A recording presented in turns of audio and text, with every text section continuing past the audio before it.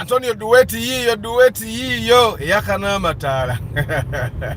Good morning my people. How are you today? Ben Kako, Fahad Lubuka, Mwesiga, Isaac, Morad K, Momo VIP, Alex Ngobi, J Seka, Japol Sema VIP, Antonio Random Things VIP, Bruno Isingoma, Patrick Rio Poultry Farm, Muyombia Mark Nathan. Yeah, network iganye broadcast regions also kuteka yo kuyitam. So I had to start a new one. FTC People's Party for the love of cars. Abantu mubagambe bili mukaga Antonio ye president we Gwanga. Edwin Mugerwa, good morning. Today is question Friday. What to jaga ngaze motoka za Antonio. Ovuge motoka eze zitakwataga nezo. Ezibazine ekibula ko ndi watsebe badde yakana matala. But how is your Friday my people? Muri bulungi? Otukuba kuba otulaba tutwagala okutonya omni wandyambi good morning. Otukuba ne mulabwenkera bantu mmwe. Mulabwenkera. Nkera. Nenga mwasuze mutya lero lunaku lwa bibuuzo lero sina kibuuzo okujja ko nga mukibuuzizza lero njagadde mwe mba mubuuza sijja kubeera mulungi on Fridays isi zonna mbadde embuuza. Imagine all of us making 800 million per year when Antonio becomes president. Gozanya n'okuzanya Nathan. When Antonio becomes president, but for the love of cars ba member mugenda kuba mu kintu nnyonnyo ne baba batwadde ekisanja kimu kyokka 226 paka 230 embeera ejja kuba ekyuse. Kisa Bashadra, good morning.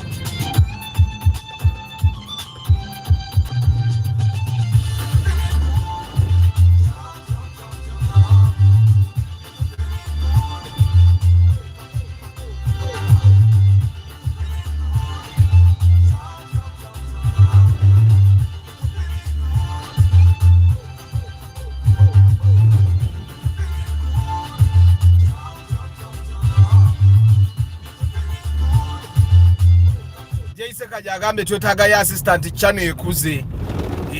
Amwesiga Isaac is asking how much is a go for without problems. A go for without problems will cost you about at least 10 million. At least. Now that means it can cost you higher, but at least 10 million for a go for without problems. In endala zonna mukaga musanvu ezo zonna za bizibu. Majority of them gearbox is the issue. Gearbox is actually the biggest issue with the go for that I've seen. Abantu bonna benda byeka abazivuga is normally the gearbox. The engine normally has no problem, especially when you get a 2 liter. If you get a 1.5 liter or 1.6, you'll get a problem. But the 2 liter, the engine literally does that. Then the other thing that I saw with the German cars, they have very delicate oil pans. So those oil pans are very delicate. The moment you buy any German car, the first thing you're going to do is putting a guard. A steel guard under there, so that never okona chiyinja, because most of those cars are low nga nokuziwanika tebatera kuziwanika, so you'll find that you have to put a guard under there, wajita sump guard, something like that. So you put that steel plate to protect your oil pans, both for the gearbox and the engine. But majority of those cars, the last person that I saw that sold that car, it was because the first time he hit something, the gearbox died. The second time he hit something, the engine died. You get, and then every time it does, it costs a lot of money, and yeah. And then I find that most people that the people that want to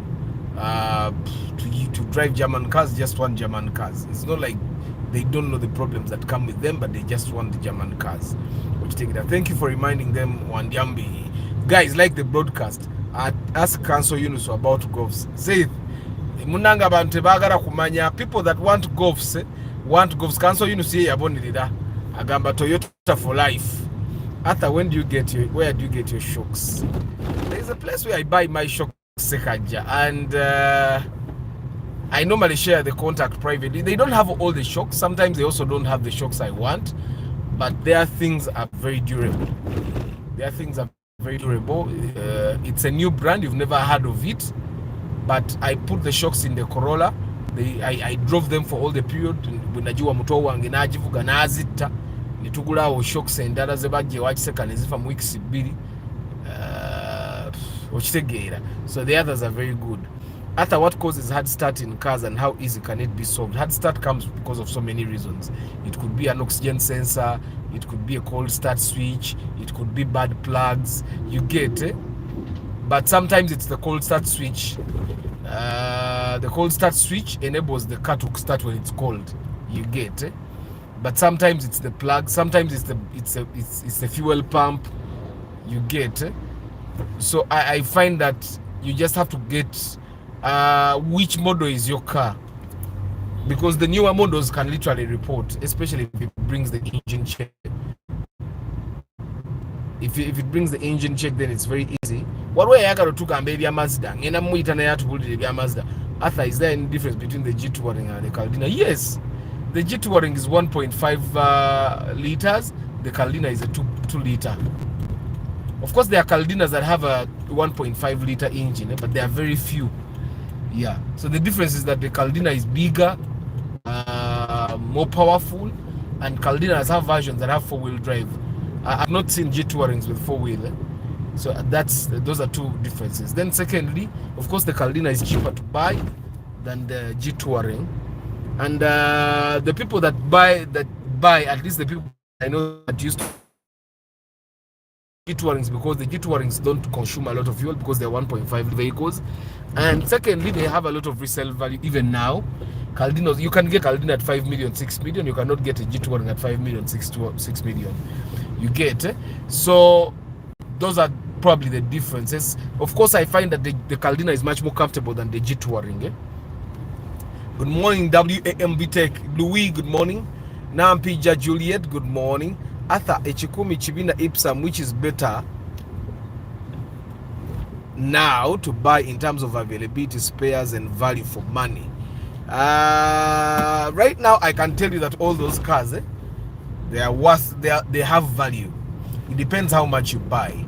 Why? Because those cars are not able to nogenda tuna tano mukaga tezisuka uzuna kebere chibina tezivaawo tano mukaga tano ne Ipsam tano mukaga. Someone inboxed me and they said that they wanted to buy a car for their mother, and someone is offering them the Ipsam or UBA at 7 million.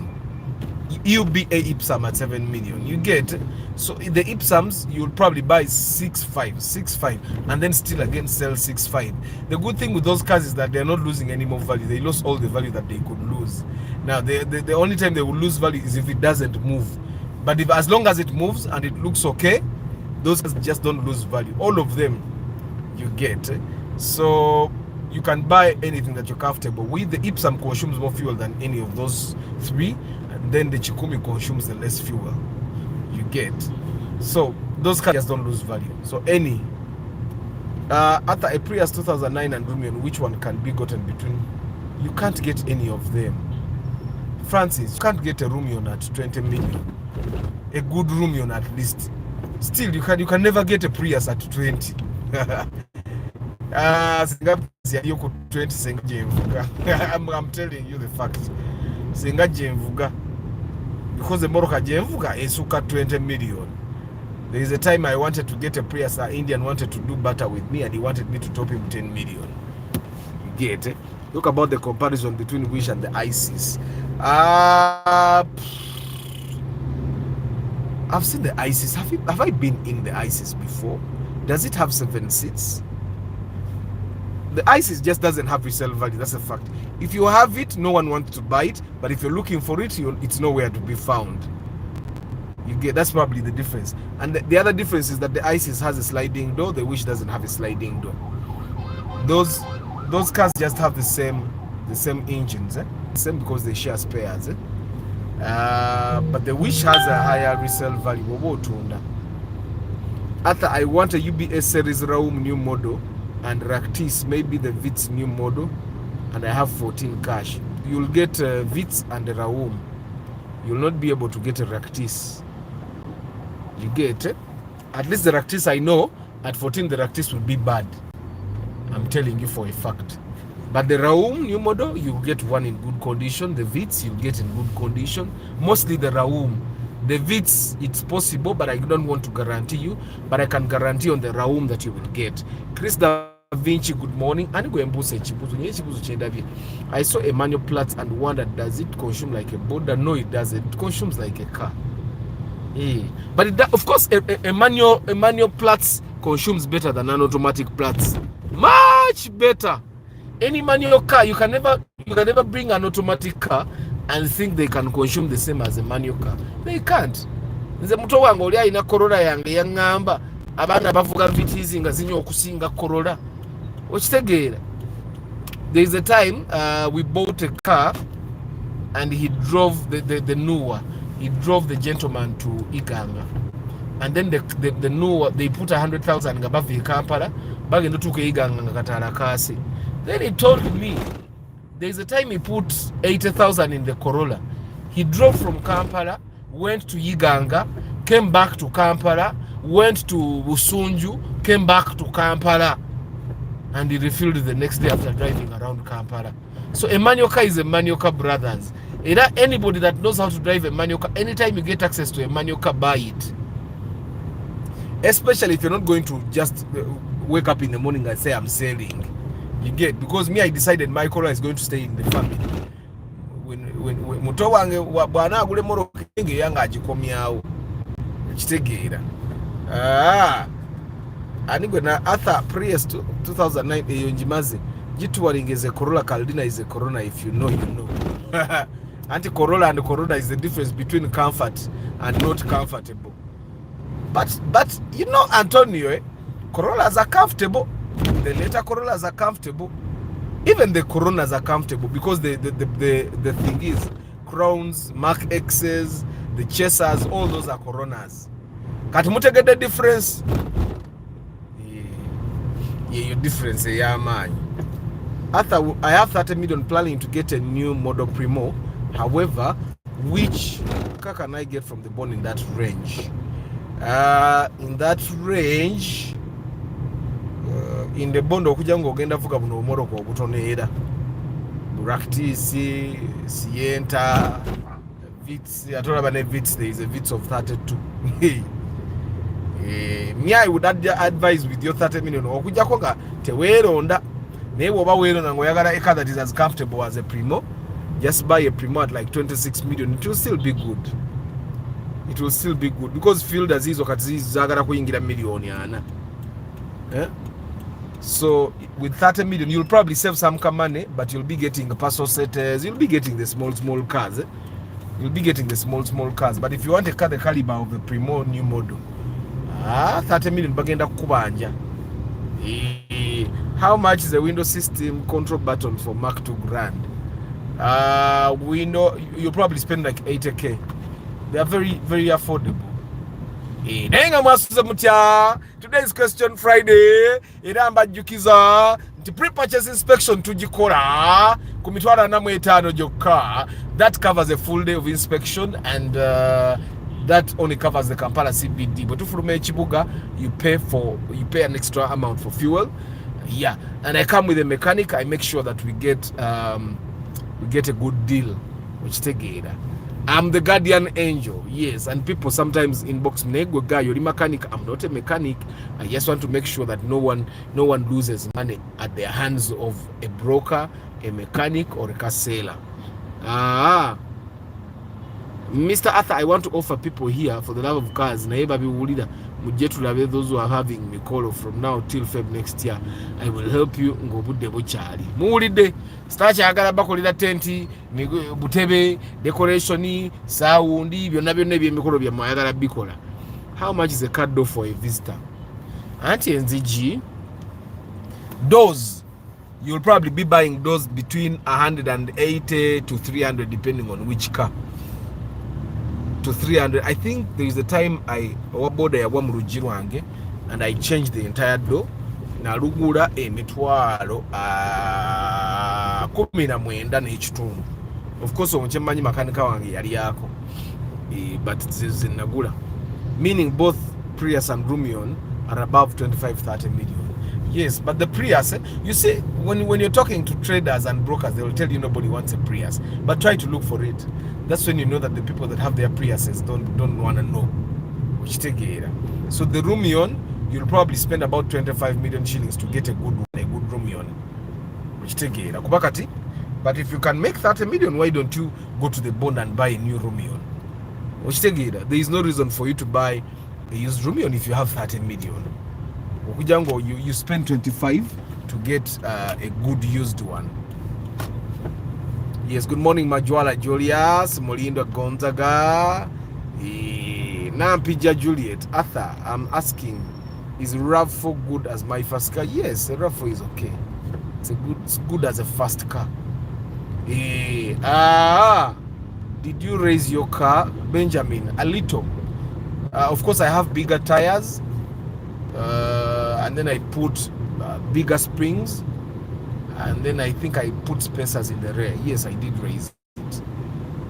I raised it. Bigger tires, spacers, and bigger, stronger springs. Why did I raise it? It's a Jembere Wange Charo. The cheapest Subaru one can get in the range of 15 to 20 million. You'll get probably get a 2006 Subaru Impreza. You'll get a 2006 Forester.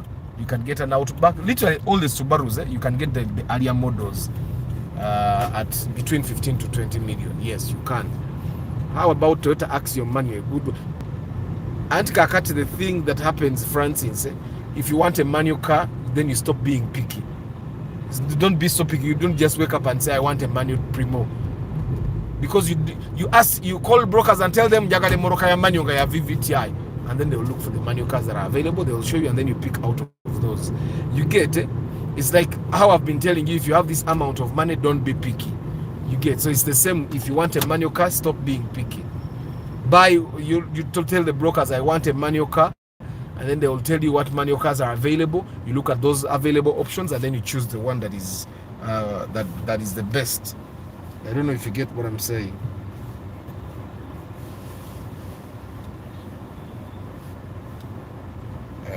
So, question Friday, guys. Ask your questions.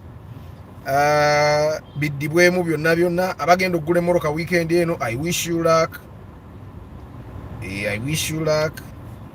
Tomorrow nebo njagala siriiwo nkola mirimu gy'abakama bange enkya siriiwo. Aba inspection ne Monday siriiwo. For all the guys that have inspections, I can be available on I can be available on Thursday. Arthur, what is the minimum amount when you're looking for a car with a VVTi engine? VVTi engines are even in 1000 cc. In 1000 cc you can get. Arthur, CRV gwa mu kika kya Toyota ngambadde njagala kubanga wagamba temala gafa yingi na gearbox. CRV is a Honda. Tezimala gafa naye bwe bifa bikolako emikolo. But which secret is Toyota, because it's overpriced now like Primo. It's the reliability per day. Arthur, what are the common problems with the Raum new model? No problem. Just buy a good one and keep quiet. You'll drive and drive. Arthur, on Ipsum Picnic and Super, which is better car? The Ipsum Picnic is a 2.4 liter. Obovuga kawundo Ipsum Picnic. So where ango chimanyi.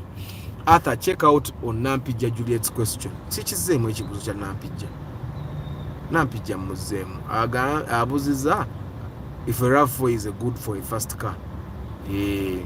Ronald Muchwa. Webali Bajuza. Guys, you're 66. We should have 66 likes. 66 likes. Guys, like the broadcast. Mugarasi Joshua Mix Farm. Tumuhimbise Ivan Jr. Good morning. Kaiwa Benjamin. What's the cost of raising a car? It will cost you between 200 and 300,000, depending on what you decide to do. The springs alone will cost you about 200, and then if you want spacers, you can add 20k per spacer.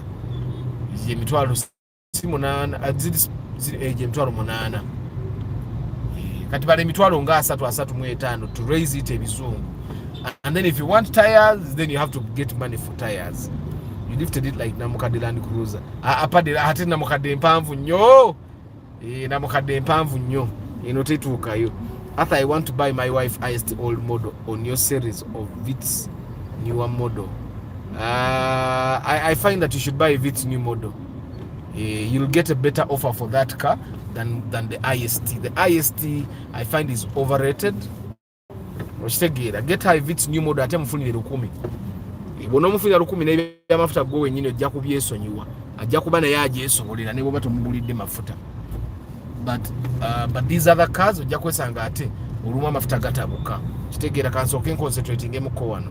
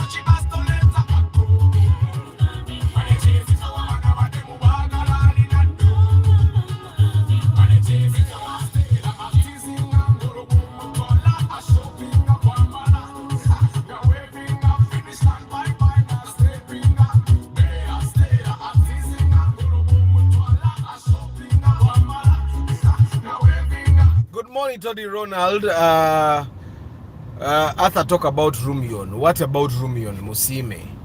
It's been 4 years. What will review Rumion kweli kuchano kuno Alex, there is you look for the video where I reviewed the Rumion. It's been 4 years in city in Uganda. Now if I have a business that makes about 4 million monthly, I myself to come back and settle in Uganda and also buy myself a car. I hear in Uganda nowadays. Auntie Nathan, it depends on how many kid children you have. 4 million is good money, but how big is your family? How big is your black tax and all that? Waliwo abantu abamunga ne million 5 tezimuma ne million 10 nga tezimumalanga black tax impititive. That's why you find ministers stealing, because abafuna sente naye nga nebizitwala nabyo bingi. After any advice on nowadays event companies use drone high roof or super custom, yet townness zibao. Companies have grown, they have money, they can access better equipment, and definitely a drone high roof is better than a town S, which together. Can I get a Subaru Forester at 10 million in good condition? Okay, a Subaru Forester at 10 million and the good condition should not appear in the same statement. I don't know if you get what I'm saying, Simon. 10 million and a Subaru Forester in good condition, those are things that should not come in the same statement. Probably just eliminate 10 million and say, can I get a Subaru Forester in good condition? Then we will yes, you can. Then you ask, is 10 million enough? Then they will tell you no. So anyway, guys, I do pre-purchase inspection. You pay like 50,000 shillings and then together with the mechanic, we come and make sure that you get a good deal on your car, you get a good car. That's something we have been doing for a very long time, and yeah. Government that's how we do it. Which reliable but still cheap stylish car would you recommend for a young lawyer? Files are overflying off the border. Nchitegeera. Anti kakati lawyer oba ogenda kugula Mark 2 Musota oba Mark 2 Grand. Mark 2 Musota, Mark 2 Grand. Baba anti oli lawyer. Anti cheap. What is cheap for you? It would be nice for you to be clear what is cheap, because when you say cheap, I'm thinking 9 million, 10 9 as a lawyer, 10 9 ogenda gula Mark 2 Musota, ogule Mark 2 Grand, boyingira mu 15 ogule Mark X, okitegeera. Awe watyawo kati awo soko mbulire what the budget is. Which car do you normally refer to as Musota, and what does let me see if I see my Mark 2 Musota. It's a Mark 2. It's called a Mark 2. Musota is a Ugandan word coined because it's a long thing. It's a long car. It's as long as the Mark X. The Mark X is just bigger, stylisher, and all that. But when I see a Mark 2 Musota, ngenda kugamba nti yiyo mukibuga tezitera kubawa abantu abazivuga bazivugira bali ewe watyo. Bwe baba bazivuga mukibuga bakeera nnyo because of fuel consumption as well. You get converter nga bagijjamu ate engine ereeta omukka nkola ntya? Gula converter endala. You buy another converter. But that problem might be bigger than the catalytic converter. If it's because the catalytic converter can be taken out of your car and your car will still have normal smoke. The catalytic converter doesn't make the car smoke. The catalytic converter just cleans the fumes that are colorless, that are let out by your car. I don't know if you get what I'm saying. So basobola okujjamu catalytic converter mmoloka yo nebuzaamu ku maanyi naye catalytic converter tereetera ate mmoloka kuba kikka. So the problem, first get your mechanic to check out what the actual problem is, because the actual problem now is not your catalytic converter. No, I've seen cars that have lost the catalytic converter, or but that have had the catalytic converter stolen from them and they did not smoke. Wachitegeera Gonza guy. So the smoke that is coming out of your car is not because of the catalytic converter. Nemwe nga Mark 2 Musota mukibuga tezirimu kyewuunyisa. But the Mark 2 Musota is one car that I drove that was comfortable and also cheap, maintenance wise. Of course I didn't drive it for a very long time, but I can tell you that it's very hard for someone to buy a car n'agigula million 4 n'atabaako kyakanika paka. But I drove the Mark 2 Musota for over a year and I hadn't fixed anything. Ate najigule million 4. Okitegeera najigule million zaali 4 n'ekitundu. Gwe bwoba okola bwoba ngo parking otunulanga side zonna. By the way guys, when you're doing JK jaita parallel parking, fetujita reverse parking, otunulanga mu side mirror 2. Otunulanga mu side mirror 2, totunda mu side mirror emu. Ya side ya passenger yokasi jobotunulamu. Jamu agenda okuba eno weekend janti abaana baddamu okusoma weekend officially. Of course some schools have already opened, but abaana baddamu officially next week. Vanguard and Kawundo, which one would you go for? And they have the same fuel consumption safe, but me I would go for a Kawundo because it's much more stylish. The Vanguard is strong, looks macho, but me I don't look for macho when I'm buying my cars. I also consider other things. Those cars will have the same engine, but the Kawundo will give you more style. The Kawundo osegeera zombies in a resale value naye bagula Kawundo ne bagitwalanga Vanguard yekyaliwo. Probably the only reason people would buy the Vanguard before the Kawundo is because the Vanguards are not the Vanguard nchirabye ne wonte chindabikira bulungi. Kawundo moroka enyirira nnyo erabika bulungi erina curves and all of those things. Yeah, so I would definitely choose the Kawundo over the Vanguard. The consumption will be the same. It will be the same. The Vanguard atenze kuraba okwange Vanguard wekaddiwa bubi ate kitali Kawundo kasitoba ngo ogivuze bulungi. So I would personally go for the Kawundo. any day. But how are you, my people? Muri bulungi mulakinga broadcast muri abantu 7 mu omu naye ndaba likes ziya 3. So guys, like the broadcast, even abetu bite okitegeera. It's question Friday, guys. You can ask ebibuzo bina tugenda kubiddamu lwakuba leero muzikize mbasibule mangu nyinayo ka meeting aka nzo mukubagendo tuuka late naye nzikizibwa okutuuka late mu because bakimanyi mbeera ku broadcast for the love of cars. Naye ngira mugenda kunzikiza mbasibule mangu. It's 30 minutes ngenda basibula at 40 minutes. At 40 what? For the guys that have been in aeroplanes, you know how the aeroplanes park at the terminal. That's how I park my car. So, good morning, Tari Samuel Francis. Concentrate ku busajja. Obusajja nze sibutyo obo naabwe. Obusajja ate bunankola ki? Just in concentrating because ekyo kitundu kirimu ababoda bangi and abayayi baboda betaaga okubanga oconcentrate bulungi. Tel Aviv, how is Tel Aviv, Alan? Arthur, my friend has a Paso, but it drinks like a Subaru. Mfu. Let that friend of yours go check it out. Bagende bakeberirwa ache muroke yenywa. Is Platts a good car for starters? Yes, it's a very good car. Good morning, Triple M. Arthur, with 13 million, can I get a RAV4 double door which is in good condition? Yes. Good morning, Arthur. Talk about Toyota Ractis Jemvuga. It's a very good car. It has no problem. Just buy. Arthur, I bought a Subaru Forester 2008 model after watching your review on it. I don't regret. Thanks, man. Amin. Akulika. Arthur, if someone deliberately refuses to transfer a car, can you somehow remove it from your name and TIN legally? No, Jegana. Just keep your agreements. The thing that I've been telling you guys, mujeko TIN number. Because when someone buys your car, it's not upon them to transfer the car to their names. But it's upon you to make sure they transfer. So every time someone buys a car from you, mugamba kwetini number ye, era mu sente chovola mbadde ngamba gamba omuntu bwakugulako emmotoka mu sente z'omukyajinze ku mmotoka teekako sente za transfer emitwalo nga 2.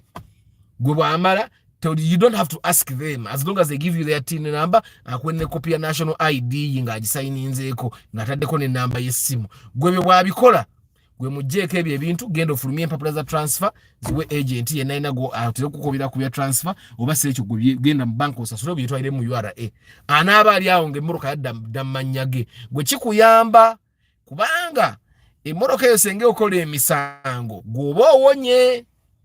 Triple M namukadde gyeri muto wange bamu obwami bwa kabaka lero babatuuza. So kati atenga ye mwami wa kabaka omugagga kati seba agenda nga ye yevuga. Land dealers like Toyota Musota too much. It's comfortable. Akutuuza mu kimoroka nobeera comfortable n'ogenda nakubako. Arthur, how much is new and new shape second hand in good condition? 26, 25 there. Arthur, what do you people use Katari converters for cause the theft is high? Why bangamba mbakolamu na amasasi simanyi naye nzi bangamba mbukatali converter bazikolamu na amasasi mbu that's why is byatunzi nnyo. Vanguard eringa train Vanguard nze sikitegeera anti Arthur, the high roof drone is now the replica of the Town S. Chirina space and it's closed, so I consider buying it if money is there cause banage to yes erina limitations.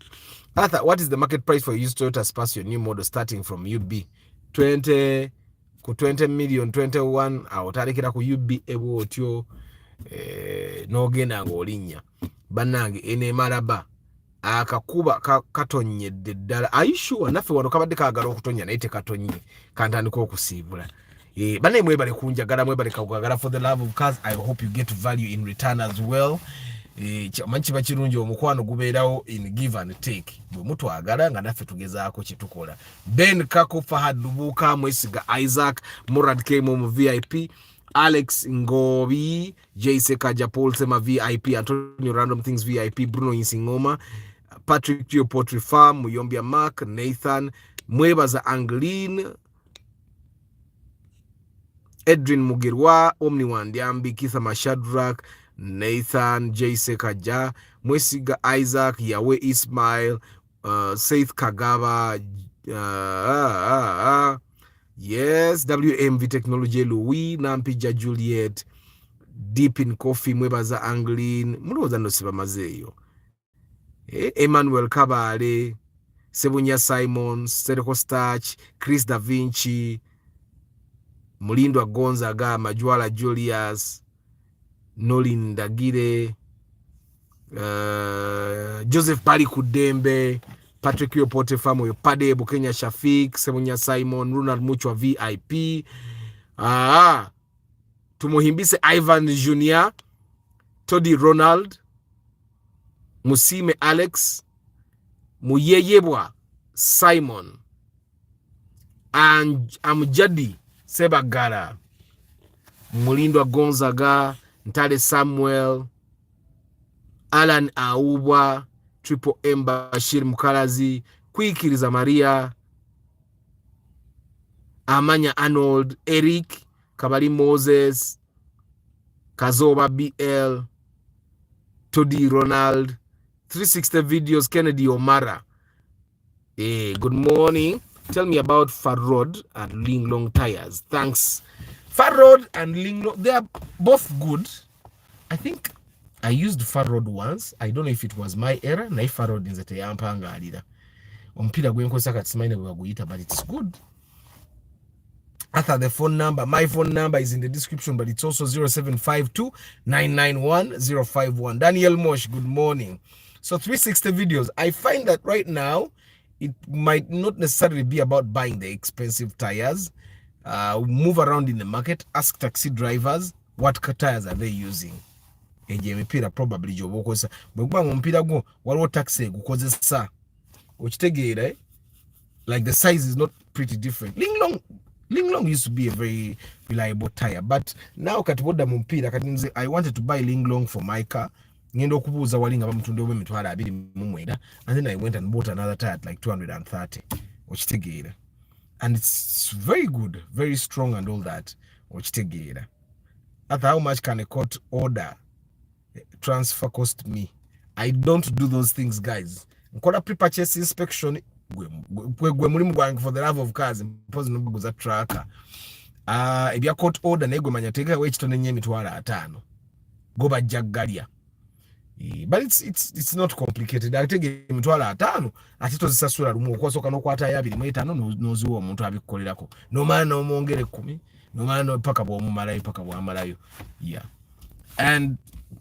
But of course ebintu ya court order bisede mu ojja kwesanga bayinza okuyita emmoroka gikola inspection okakasa nti yeeyo.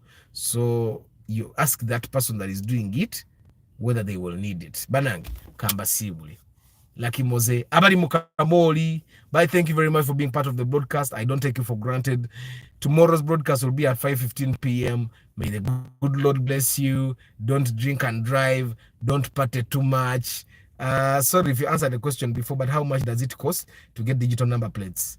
Digital number plates bagamba za mitwalo 7 bagamba, but we are waiting for the final price. Niti banda tuboli hata nsizifuna rane moroka za government bagamba okutandika okuzifuna tebanda nabo benyini tebanda bakubawa. How do you know the gasket has a problem? Bweba emoroka bwetandika okunywa amazzi ya nga teyina leakage. Awo manya gasket kaput mpozi n'okubanga ekyamuka uvuga ko wana wali n'ekyamuka n'oyongera wa amazi uvuga ko wana wali kuba kitegeeza gaba gayitawo ne kagenda yingi neegocha. I think that's literally the mpozi n'okubuza amaanyi emoroka esobola okubanga kuba bakanika emoroka eyo obanga yakyamuka ne baza ku gasket ya yenkadi bweba gasket ya nafuwa kuba ebe eyisa ebe genda kubuza amaanyi. MK to have good morning. Why people don't like pickup? Why people don't like pickups? Personally, I don't like pickups. First of all, I don't find them comfortable. I don't find them appealing, and I find them overpriced. Bana imukama bampero mukisakangende kole ku mirimu gyabali bakama banga atabala. Namwe muri bakama banga ne kangende bali bakole ko Suzuki Swift 2004. Is it good? Yes, Nicholas. Buy Suzuki. Suzuki's are almost Toyotas now. Suzuki's are literally like Subarus. After does cool and level reduce with time? It should not reduce with time because it's cooled. It will not reduce. Because Arthur, I've never seen you inspecting pickups. I have. Go through. I have inspected. Was it twajigula na milioni 5 Hilux? Twajigula milioni 5. It's just that not so many people buy pickups, by the way. Neto haitu kuzeko Hilux a million yaga. nze navuga bullion van yano ne million za 5. Guys, I wish you a very lovely day. May God bless you. Ciao.